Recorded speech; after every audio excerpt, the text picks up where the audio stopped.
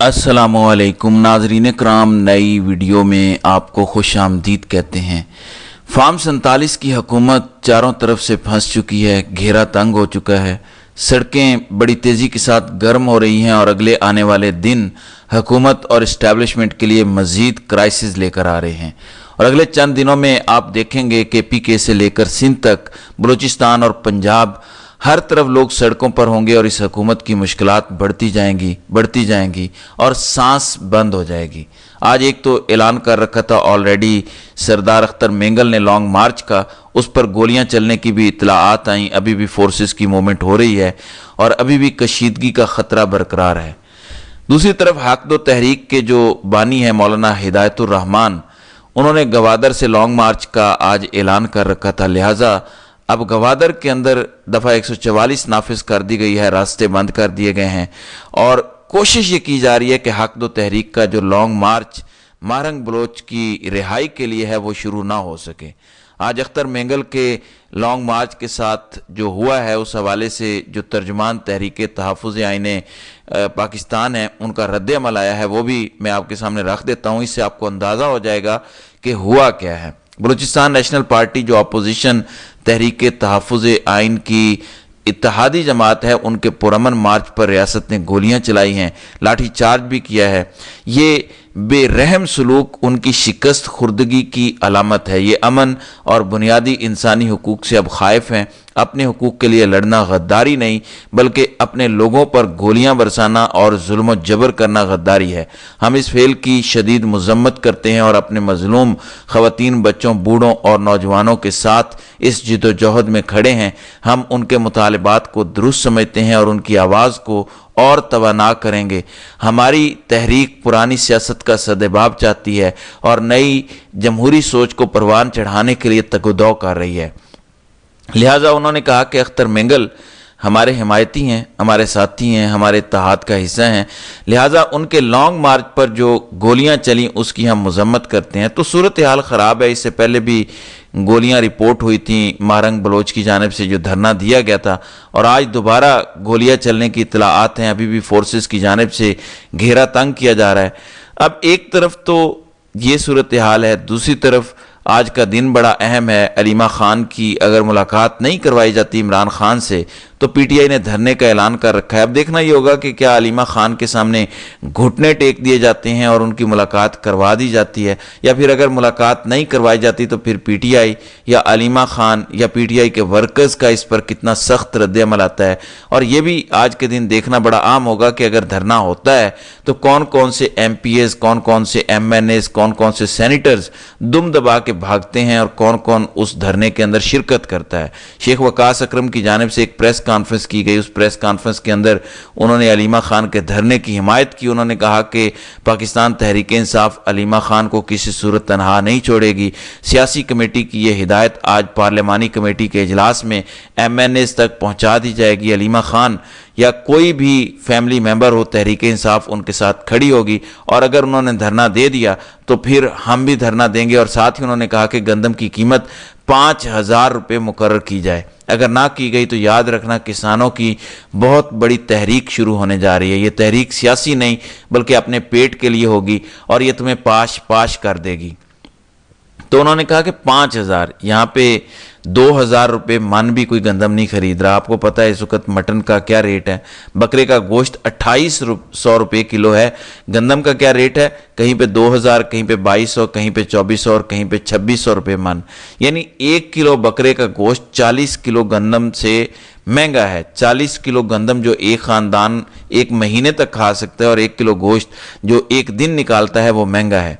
और किसान की गंदम सस्ती है जिस पर हज़ारों रुपए का खर्चा भी हुआ है।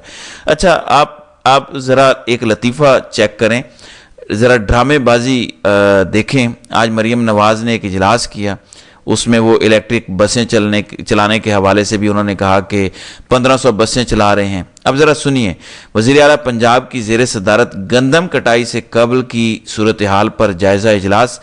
लाहौर गंदम की रिकॉर्ड पैदावार पर पंजाब के किसानों को शाबाश, खराज तहसीन पेश। किस बात की शाबाश? अगर रिकॉर्ड पैदावार हो गई है तो उन्होंने क्या किया है?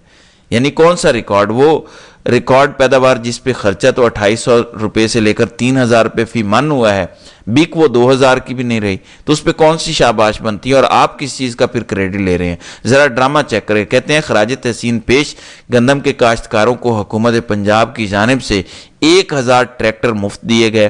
لاہور پنجاب میں گندم کی آزادانہ نقل و حمل کی اجازت، پرائیویٹ سیکٹر کے ذریعے گندم کی خریداری کا فیصلہ، یعنی حکومت گندم نہیں خریدے گی جس طرح سے پچھلے سال بھی نہیں خریدی تھی۔ ایک تو آپ گندم خریدتے نہیں ہیں، دوسرا سرکاری ریٹ جاری کر دیتے ہیں۔ اگر آپ نے خریدنی ہو تو آپ سرکاری ریٹ جاری کریں، آپ پرائیویٹ خریدتے ہیں اور ریٹ سرکاری ہوتا ہے اور وہ اپنی مرضی سے خریدتے ہیں، اور اس کے بعد بے شک وہ 5000 روپے من بیچ لیں، تو یہ ایک عجیب تماشا ہے۔ اور کہتی ہیں فری مارکیٹ اور ڈی ریگولیشن کی پالیسی جاری رکھنے کا فیصلہ، کسان ہمارے بھائی ہیں، مفادات کا ہر صورت تحفظ کیا جائے گا۔ تو ذرا ڈرامہ چیک کریں، ایک طرف کہہ رہے ہیں کہ ہم سرکار گندم خریدیں گے ہی نہیں، ساتھ ہی شاباش اور خراج تحسین تو یہ حکومت کر رہی ہے۔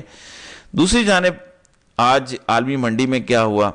دنیا بھر کے اندر جو عالمی منڈی کے اندر پیٹرولیم مصنوعات ہیں، آپ کا پیٹرول، آپ کا ڈیزل، پچھلے 5 سے 7 سالوں کے اندر، ایون کرونا کے دنوں میں بھی جب پوری دنیا بند تھی، کیا استعمال ہونا تھا؟ کووڈ کے دنوں میں بھی جو پیٹرول کی قیمت تھی وہ یہ نہیں تھی۔ عالمی منڈی کے اندر فی بیرل پیٹرول یعنی پیٹرولیم کی قیمت $63 پر آ گئی ہے۔ جب عمران خان کی حکومت تھی اس وقت عالمی منڈی میں پیٹرولیم مصنوعات کی قیمت تھی $125 فی بیرل، اور اس وقت پاکستان میں پیٹرول کی قیمت تھی $146 یا $148، جب دنیا میں 120-125 کا ڈالر فی بیرل بک رہا تھا۔ اس وقت 150 روپے قیمت تھی، اور آج آدھی سے بھی زیادہ قیمت گر چکی ہے، کم ہو چکی ہے قیمت، $63 پر فی بیرل آ چکا ہے۔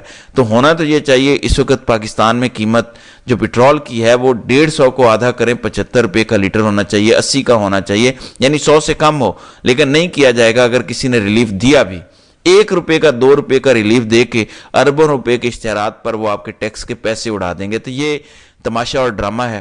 دوسری طرف آج پوری دنیا کی سٹاک مارکیٹ کریش کر چکی ہے۔ ٹرمپ نے جو ٹیرف لگایا ہے اس وجہ سے پوری دنیا میں احتجاج بھی ہو رہا ہے۔ اب یورپی یونین کی جانب سے ٹرمپ کو دیا گیا ہے سرپرائز۔ یورپی یونین نے جوابی وار کیا ہے ٹرمپ پر، اور انہوں نے امریکہ پر $28 ارب، یہ ایک بڑی رقم ہے، $28 ارب کا ٹیکس لگانے کا فیصلہ کیا ہے۔ جبکہ ہم نے کیا کیا ہے؟ ہم نے یہ جو 29% ٹیرف لگا ہے، ہم نے منت ترلا کا فیصلہ کیا ہے کہ ہاتھ جوڑیں گے کہ خدا کے لیے یہ منت ہے، ہمارے ہاتھوں کی طرف دیکھیں پلیز، یعنی ہم نے امریکہ سے کرنی ہے منت، ہم نے ہاتھ جوڑنے ہیں جس کا کوئی فائدہ نہیں ہونا۔ جبکہ باقی دنیا کیا کر رہی ہے کہ اگر تم لگا رہے ہو ٹیکس، ٹھیک ہے لگاؤ، ہم بھی تم پر ٹیکس لگاتے ہیں، جوابی وار کر رہی ہے۔ یورپی یونین نے یہ کیا ہے، حالانکہ یورپ اور امریکہ کا آپسی تعلق کہیں بہتر ہے، وہ نیٹو کا حصہ ہیں، وہ مل کر دنیا چلاتے ہیں، لیکن انہوں نے جوابی وار کیا اور ہم جوابی ترلا اور منت کر رہے ہیں۔ اس کے علاوہ ہم کچھ کر بھی نہیں سکتے۔ اس کے علاوہ آج کل اسٹیبلشمنٹ کے ساتھ مذاکرات کے حوالے سے بے شمار دعوے سامنے آ رہے ہیں، رومرز بھی ہیں کہ پس پردہ کچھ چل رہا ہے۔ اس کے حوالے سے اینکر ہیں، صحافی ہیں آسمہ شیرازی، ان کی جانب سے اس بات کی تصدیق کی گئی ہے۔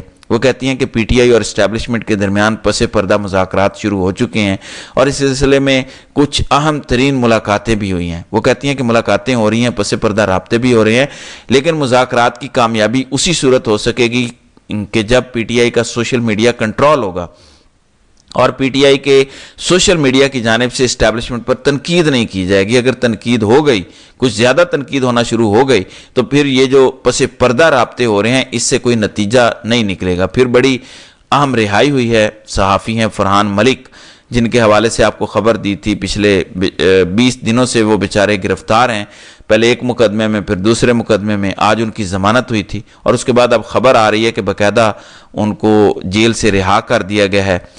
20 مارچ کو انہیں گرفتار کیا گیا تھا، اور آج 7 اپریل کو انہیں جیل سے رہا کر دیا گیا، تو یہ ایک بڑی پیش رفت ہے۔ بہرحال اب دیکھنا یہ ہوگا کہ آج علیمہ خان نے دھرنے کے اندر پی ٹی آئی کی کون کون سی قیادت شرکت کرتی ہے، اور اگر آج ملاقات نہیں کروائی جاتی تو کیا یہ دھرنے کی صورت میں جو چنگاری ہوگی یہ بھڑک پائے گی یا ادھر ہی ٹھوس ہو جائے گی؟ ظاہر ہے اس کے لیے انتظار کرنا ہوگا۔ علیمہ خان آج ملاقات کے لیے عمران خان سے جا رہی ہیں، تو دیکھتے ہیں کہ آگے ہوتا ہے کیا۔ تو ناظرین کرام، آپ کی اس ویڈیو کے حوالے سے کیا رائے ہے؟ آپ اپنی رائے کا اظہار کامنٹ سیکشن میں ضرور کیجیے گا۔